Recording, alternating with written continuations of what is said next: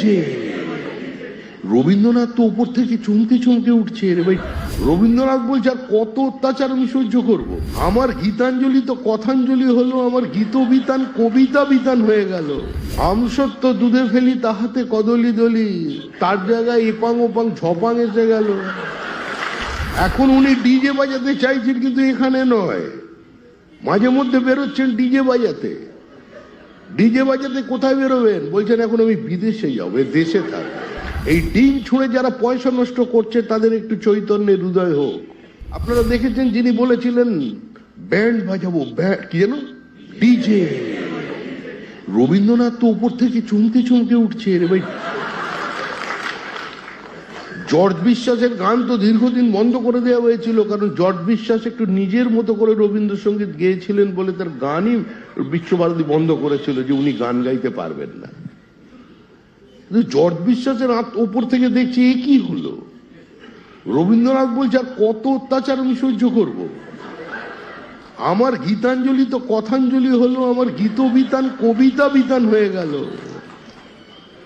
আমসত্ব দুধে ফেলি তাহাতে কদলি দলি, তার জায়গায় এপাং ওপাং ঝপাং এসে গেল।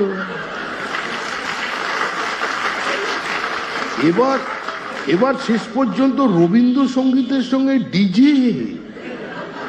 কিন্তু যিনি ডিজে বাজাতে চেয়েছিলেন রবীন্দ্রসঙ্গীতের পর, এই রাজ্যের মানুষ, এই দেশবাসী, এই জাগ্রত জনমত তাকে সুখী গৃহকোণে করুণ সুরে বাঁশি বাজাতে বাধ্য করে দিয়েছে।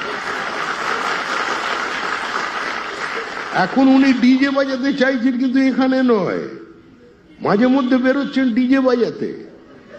ডিজে বাজাতে কোথায় বেরোবেন? বলছেন এখন আমি বিদেশে যাবো, দেশে থাকবো। অর্থাৎ ভারতবর্ষের মানুষ এই ধরনের ডিজে কে সহ্য করবে না।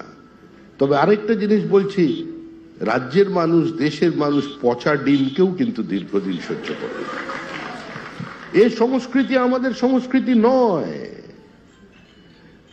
এই ডিম ছুঁড়ে যারা পয়সা নষ্ট করছে তাদের একটু চৈতন্যের হৃদয় হোক। ডিম ঘুরে আসতে পারে তাদের উপরে। কিছু মানুষ রাতারাতি চরিত্র বদলানোর জন্য অতিরিক্ত নেমে পড়েছেন। কারণ আমি গতবারে দমদমে দেখেছিলাম বিধানসভা নির্বাচনে কিছু মানুষ নেমে পড়েছিলেন রাস্তায়, যে নির্বাচনের সময় 2021 সালে যারা ভেতর থেকে, যারা তৃণমূল কংগ্রেসের নেতারা একটু বসে গিয়েছিল বা তারা ধরে নিচ্ছিল পরিবর্তন হবে বলে, আমাদের একটা ট্যাসিট সাপোর্ট দিচ্ছিল বা কিছু জায়গায় সহযোগিতা করেছে, সেই চেনা লোকগুলো যারা ভালো ভালো কথা